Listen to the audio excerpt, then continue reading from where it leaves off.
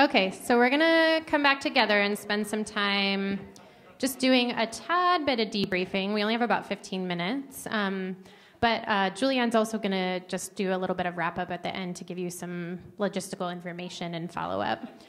So we are going to send out some resources for folks so that you have additional reading to do or other places to go to get more information, recognizing 2 hours isn't enough. And the online folks will get that as well.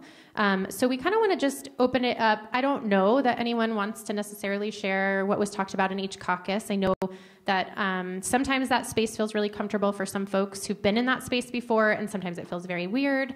And so, for the white folks, we talked a little bit about that, about what it felt like to break out and how that experience feels like it's replicating some of the problems that we experience in the world, but acknowledging that it's important that we do our own work and figure out how to have conversations together to get support around what it means to be a white person in the world and navigating spaces in terms of our own privilege and connection to the dominant culture.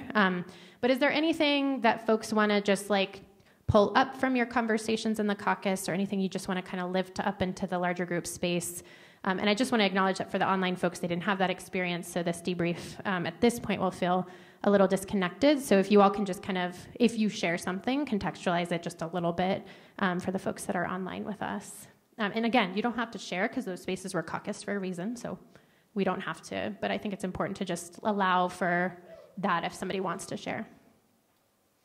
I'll just share really quickly. I'm not speaking for the group, but one of the experiences when I do caucus is I don't automatically go to what did it feel like to have to caucus, because for me it's like this is a typical experience of having to have, there's space for the different people. So that wasn't necessarily where our group rushed to in a conversation, in the sense of what was the experience like to actually separate, because that's something that we constantly are thinking about, so we rushed into content. That was kind of the norm. So speaking on my behalf, that was part of the process where this is the typical experience, and we know what that feels like sometimes.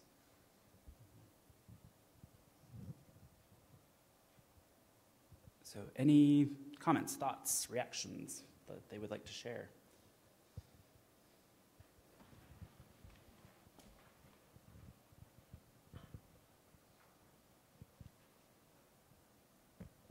For me, it just kind of, again, helped me open my eyes that it's something that we just need to continuously be aware about, and that when we get caught into the routine of thinking that things are going to be one way, that's when we find out that there's other ways to being able to address things and to contextualize and think about different people's experiences. So it just is something that we just need to consistently be reevaluating our frames of mind, frame of reference, and for us to be continuing to grow as people ourselves, and how those get addressed with the people that we work with.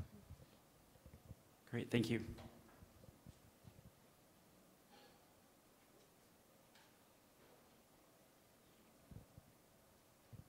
So one thing I just want to lift up that I think is really important just broadly is that when we're supervising folks in a context like social work, where we're dealing with pretty intense issues around oppression and marginalization and just the ways in which the world works. And especially right now, that sometimes acknowledging what's happening in the world is a really big part of allowing people to bring all of what they're experiencing to the workplace. Now, the caveat to that is that you have to be prepared for what people say.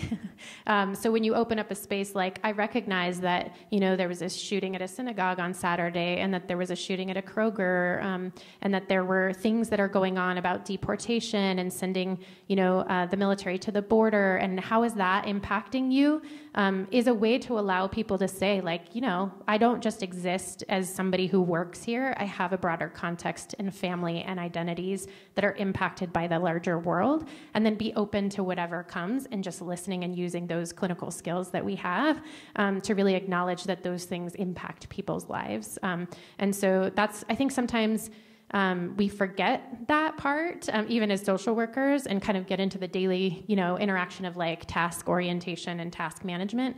And we're in a very sort of heavy time in terms of what people are experiencing on a pretty consistent, minute by minute basis. And so just that alone, I think, can help sort of open up the conversation a little bit. We just wanted to leave you all with a little bit of what are you leaving out of your discussion with us today? what did you not want to talk about, or what did you not name? What were you not given the space to name, given that we didn't have enough time? And just think about what did you not want to own in this conversation, or were there things that you were unwilling to sort of talk about? And then just think about broadly, what do you think your supervisees leave their interactions with you thinking or feeling? What do they not share with you, and why? So continuing to come back to that question of, as you interact with people, is there something they're not saying? Is there some experience they're not sharing? And why might that be happening? And be continually reflecting on that specific thing.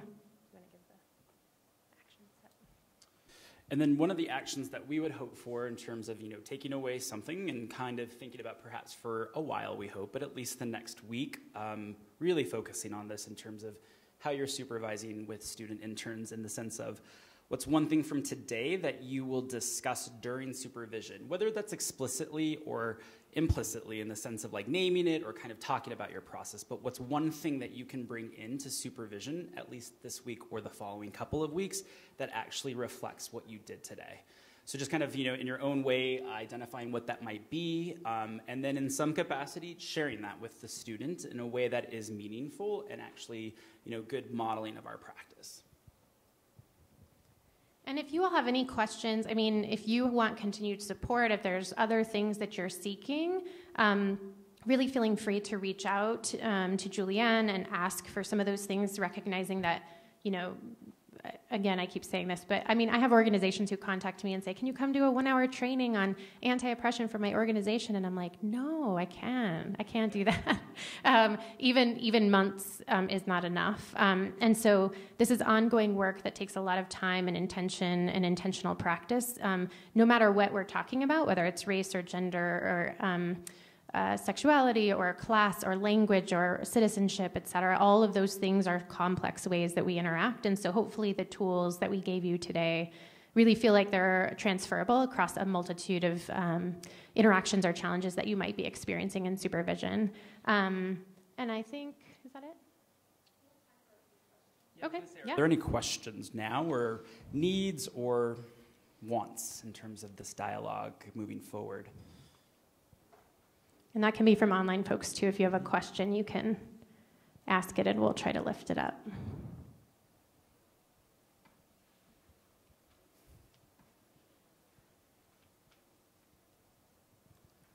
We'll take that as a no.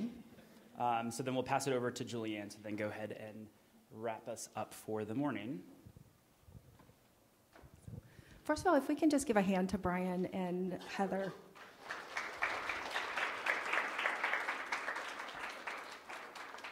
In coordinating these trainings, I think my hope for today is that you will continue to have these conversations. We have somewhat changed our training program in the sense of we really want to focus on culturally responsive supervision and what does that look like and what are some actual tools and how can you build on what you learned from this training at the next training. And with that being said, all the ideas for our trainings come from your feedback. We really want to see what you need from us as far as what you're doing in the community in relation to field education, in relation to working with our students, and in relation to our students being in your organizations, as well as Heather was alluding to. Just a couple of logistics. So for everyone that's signed in, so please be sure that you did sign in on the iPad, and for the online audience, make sure there's a link that you can sign in as well. Everybody will receive an evaluation, which I would greatly appreciate your filling out. And you will also receive a certificate of completion. And then there's also a very brief survey that offers opportunities to connect with GSSW in a lot of different ways, whether that's coming to be a speaker on a panel or a guest speaker in a class or just open to other ideas as well. And then once you complete the evaluation, you will get the certificate of completion. We're also going to be sending out the PowerPoint slides both to the online audience as well as this audience, so you will have those. I have my cards up at this front table. If anyone has additional questions, if you have ideas that maybe your organization wants more resources, anything along those lines, please feel free to email me, and then what I can do is either connect you via Heather or Brian or some of our other faculty and staff that are here that would be happy to kind of connect you with additional resources and things along those lines in relation to dynamics of power, privilege, and oppression, diversity and inclusion work, and culturally responsive supervision. So with that being said, thank you so much for being here. Thanks again to Brian and Heather. And Brian has one more comment.